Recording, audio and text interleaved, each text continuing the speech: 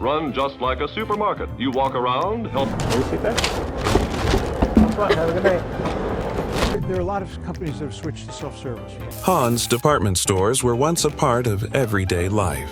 Families stopped in for clothes, gifts, and holiday displays. The stores were friendly, clean, and easy to shop in. People trusted Hahne's. It wasn't just a place to buy things, it was part of the community.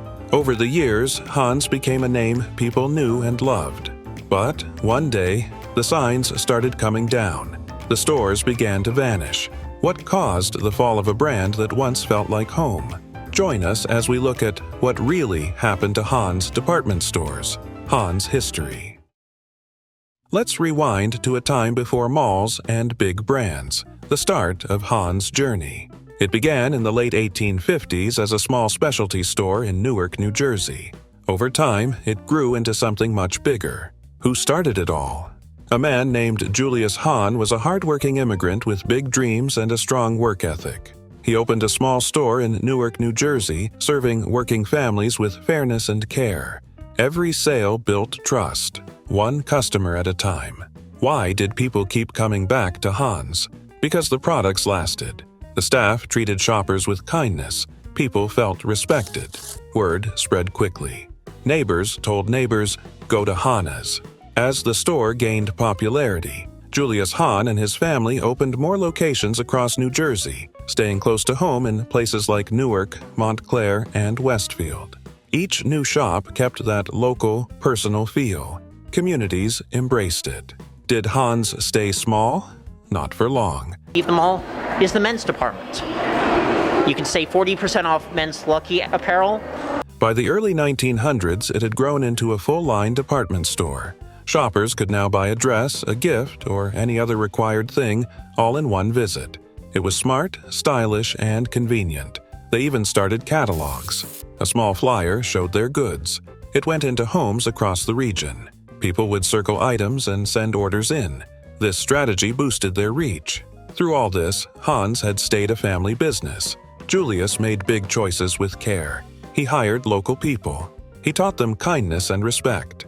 That became the store's spirit. It was not just business, it was family. Hahne's had a motto, "The store with the friendly spirit." Does that remind you of something warm and inviting? Yes, it was meant to feel that way. The store felt like a friend in your neighborhood. The Newark flagship opened in 1901. It was a beautiful building. It had 5 floors of goods. It even had a nice dining room. People came to shop and eat. That flagship store was a proud showpiece. You walk around, help yourself to whatever you need, and pay the bill at a checkout counter. What made Hahne's special in its early years? It was quality and trust. The family ran it like a caring home. Every customer felt important. That's rare today. By the mid-century, Hahne's had become a real department store chain. What began as a small specialty store expanded into full floors of clothing, housewares, jewelry, and more, all housed in their grand downtown flagship and suburban branches. But they never forgot their roots, a commitment to quality goods, honest service, and kind hearts. That founding vision shaped every step ahead. After World War II, America changed fast. Families moved to the suburbs. People wanted stores close by. The company saw this shift and acted quickly. In the 1950s, Hahne's opened its first suburban store in Montclair. In 1963, they added a location in Westfield. These stores were big. They offered fashion, home goods, and everyday essentials. People loved shopping there. By the 1970s, Hahne's became an anchor tenant in large malls. Livingston Mall, which opened in 1972, included Hahne's as a key store. Being in malls brought more shoppers. Families visited on weekends. Hahne's became part of daily life. Shopping centers became inevitable when Americans streamed out of the cities into the suburbs following World War II. Inside the stores, the layout felt neat and easy. The lights were bright. Aisles were clear. Customers could find what they needed without getting lost. The store staff were friendly and helpful. They gave advice, not just sales pitches. Hahne's also started making their own brands. These were affordable, yet high quality. This helped Hahne's sell more and earn better profits. Customers got good items without paying big brand prices. Hahne's hired local people. Many employees lived nearby. This built trust. Staff remembered the shoppers. They helped with product suggestions. Local hiring made the store feel part of the community. Their ad campaigns spoke about real life. They targeted working and middle-class families. They showed people picking out clothes for their kids, shopping for birthday gifts, or finding matching dishes for dinner sets. The ads made everyone feel welcome. Employee perks were part of Hahne's golden age. Staff got discounts on goods. There were occasional bonuses and rewards. Workers felt appreciated. This sense of pride showed in good service. In stores like Montclair, customers remember special touches. The basement had a merry-go-round near holiday toys that added extra charm. This way for bustles, corsets, switches, rats, and flannel petticoats. This floor walker knows everything. Yes, madam. Kids and parents talked about it for years. Hahne's did more than sell clothes and home goods. They offered electronics, linens, and gifts. That gave families reasons to come back often. One visit could include clothes, a toaster, and towels all in one trip. They even started catalogs. Shoppers could order products from home. Catalogs helped Hahne's reach rural areas. This showed they were ready for modern retail moments. In the late 1970s and early 1980s, Hahne's hit its peak. It had many mall locations and standalone stores. Families across New Jersey knew Hahne's well. It felt safe and friendly. So why did Hahne's soar so high? Because it put people first. They sold useful items at fair prices. They chose smart locations near new suburbs and malls. Their brand felt honest and caring. That was Hahne's golden expansion. It transformed from a simple store into a full-scale department store. Except in miniature, which many parents are buying in lieu of the stuffed Care Bears kids really care about. It became a daily habit for shoppers. The store was loved by families and locals alike. Next, we'll explore how cracks began to form when rivals and new shopping trends challenged Hahne's grip on customers. Hahne's was growing fast. Stores were opening across cities and towns. But behind the scenes, things were not going well. Big national stores like Sears and JCPenney were getting stronger. They had more ads, bigger choices, and lower prices. People started shopping there instead. Hahne's tried to keep up by opening even more stores. Some were too close to each other, others were in malls that did not get many visitors. Many of those malls failed, and so did the Hahne's stores inside them. With each new store, costs went up. Rent, staff, and supplies needed more money, but sales were not growing the same way. It was like pouring water into a bucket with holes. Inside the company, things were messy. They used old paper systems to manage inventory. Items were often out of stock or lost. Some customers left the store without finding what they came for. New technology was available, but Hahne's did not change. They kept using slow checkout machines and outdated tools. Well, malls have actually become the third largest form of entertainment for families. They bring their kids here, they do their shopping. This way they can have a little fun while they're shopping. This made shopping frustrating. Other stores were faster and easier. To pay for all these new stores, Hahne's borrowed money. That led to more pressure. Bills kept coming, but profits did not. The company started feeling the stress. Leaders and staff had different ideas. Top managers wanted more stores. But store workers said customers needed better service and newer products. No one could agree on one plan. People outside the company began to notice. Retail experts said Hahne's was growing too fast. They warned that the company was losing focus. The message was clear. Hahne's needed to slow down and fix itself. Employees felt the pressure. Some stores cut hours. Some cut staff. Shoppers began to complain about long waits, empty shelves, and even a lack of parking spaces. The special feeling of Hahne's started to fade. The brand that once stood for trust and quality now looked tired. And seasonal celebrations that made it a cornerstone of family life. It was still there, but not as strong. Something had changed.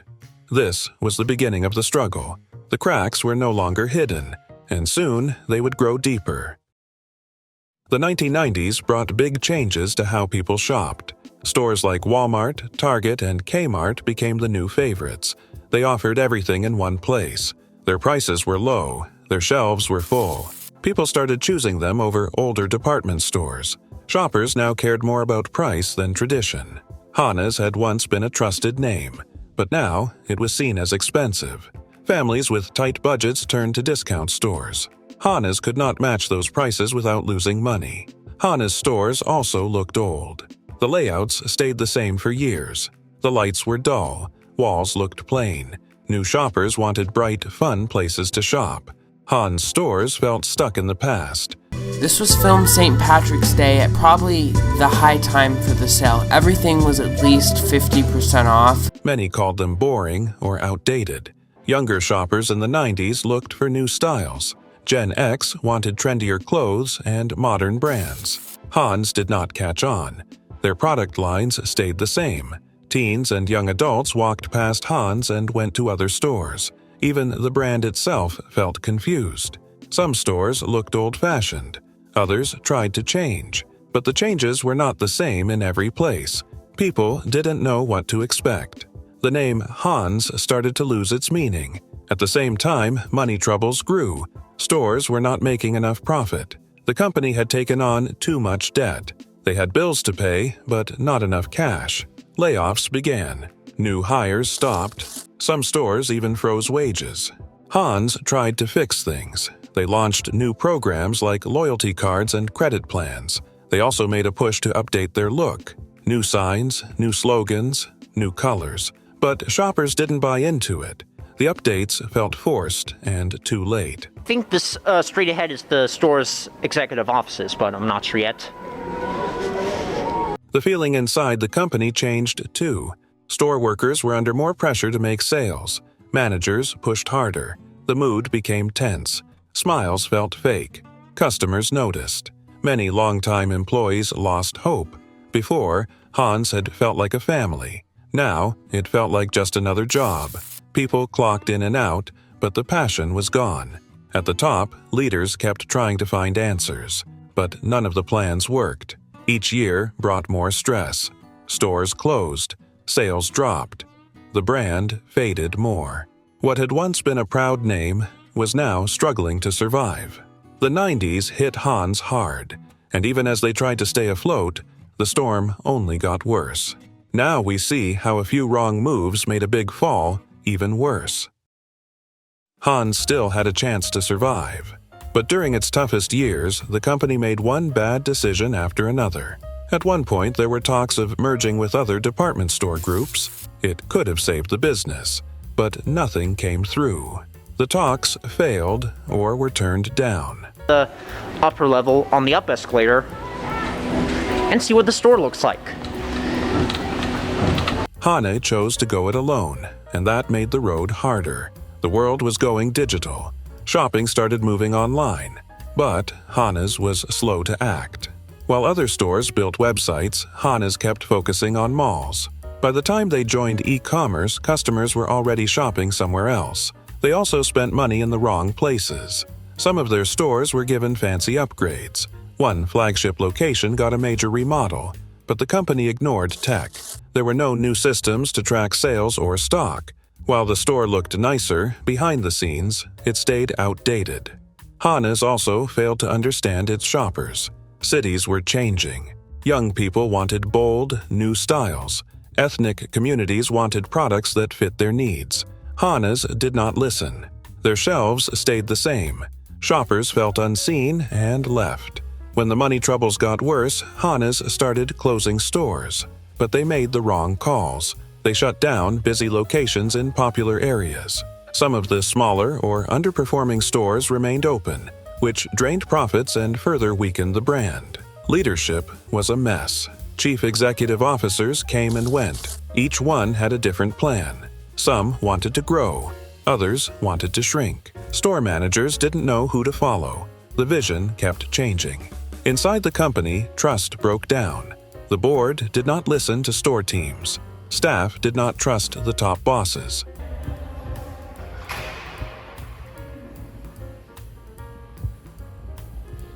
Communication stopped. Stores were left to figure things out on their own. Even product quality started to slip. Hahne's began outsourcing its private labels to cheaper suppliers. Costs went down, but so did trust. Loyal shoppers noticed the change in quality. Many stopped coming back. Each mistake made things worse. Hahne's didn't just fall behind, it tripped itself up again and again. Next, we'll see how all of this led to the collapse. The lights dimmed, the doors closed, and the legacy faded.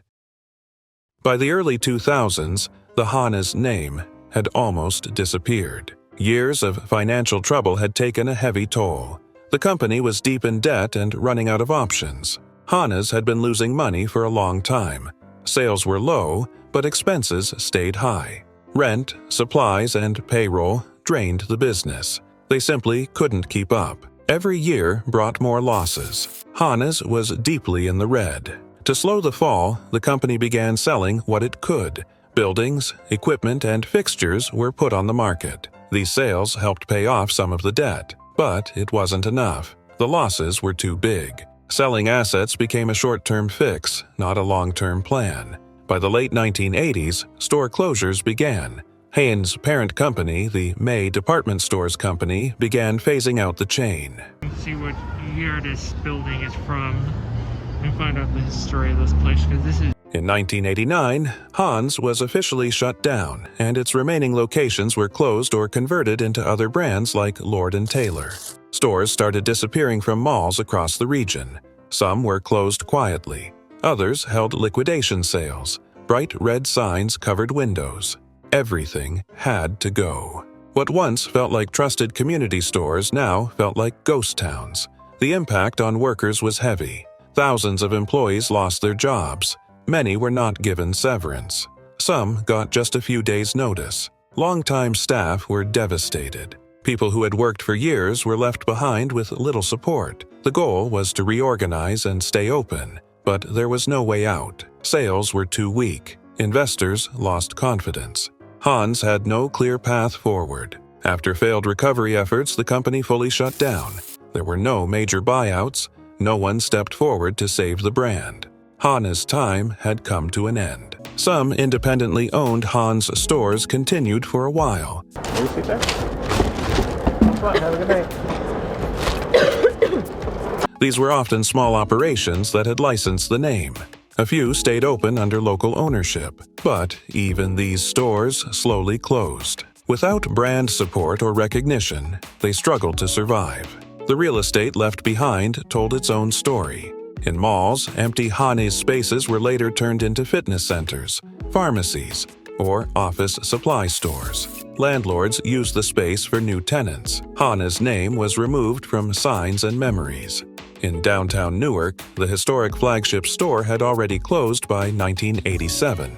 The building stayed empty for years. It stood as a quiet reminder of Hahne's better days. For nearly 3 decades, it was dark and unused. Eventually, new plans came for the old building. It was restored and turned into a mixed-use space with retail stores, a university arts center, and loft apartments.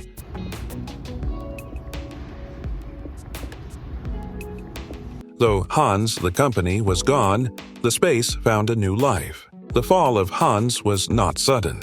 It was slow, painful, and full of missed chances. And in the end, what remained was not the business but the memory of what it once meant. Hahne's might be gone, but the memories live on. For many families, Hahne's was part of holiday traditions. Every winter, people gathered by its windows. The store's displays were magical, and kids waited in line to see them. Parents would take photos. For years, Hahne's was a holiday landmark in Montclair, drawing crowds from around the county. Hahne's meant something special to the middle class. It was a place of trust and convenience. You could find clothing, home goods, and even toys all in one stop. People didn't feel they were overspending, but still enjoyed quality items.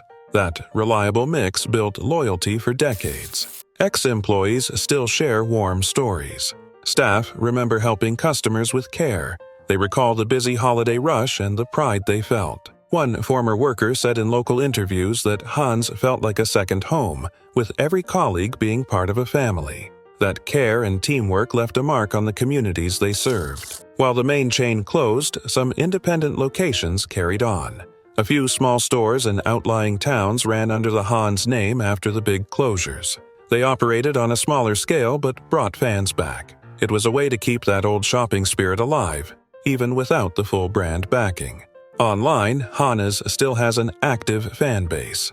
Facebook groups, nostalgia forums, and blogs share vintage photos. People post old ads or scan 1960s catalogs. This is Express New York, where we'll be filming our next episode of Conversation with Archie. They comment with lines like, "I remember that store on Church Street," or "The window displays were amazing." The conversations show that Hahne's still lives in hearts and memories. The rise and fall of Hahne's also mirror the broader decline of mid-tier department stores. Once, many stores filled a market niche between discount giants and luxury brands. But as big box chains and online shopping grew, stores like Hahne's found themselves squeezed in the middle. Their lack of scale and slow digital adoption led to their downfall. Many lessons from Hahne's echo in today's retail world. Flexibility matters. Retailers need online reach and fast delivery. Communities value personal service and local flavor. Hahne's had that local trust, but it was slow to mix digital speed with its friendly in-person culture. So, could Hahne's have survived? Probably if it had embraced e-commerce earlier. A strong website and local delivery might have helped. They had loyal customers waiting. They have contracts with manufacturers and they order a certain number of items. However, usually there is overproduction because it is... Blending tech with their trusted image could have kept them in business, but they moved too late. Now, when we walk by old Hahne's stores, we see new apartments, coffee shops, or art centers. The spaces have changed, but not the value of a gathering place. That change shows how retail evolves. In the end, Hahne's legacy isn't just about stores. It's about family rituals, friendly staff, and local pride. It reminds us that retail is not just selling goods, it's about making connections. For modern retailers, that remains the most powerful lesson of all. Hahne and Company, or commonly known as Hahne's, may no longer exist, but its story still matters. It was a store that understood people. It grew alongside families and helped shape everyday life. From a small shoe shop to a trusted department chain, Hahne's stood for care, community, and consistency. Each visit felt personal. And Shinsegae Gangnam continues to reign supreme in the retail world. Experts predict that this branch might even become the first department store. Each display carried meaning. It was more than shopping. It was a connection. Hahne's journey teaches us something simple. People do not forget kindness. They remember how a place made them feel, and that feeling, more than any sign or sale, is what keeps a name alive. The doors may have closed, but the story continues in memory.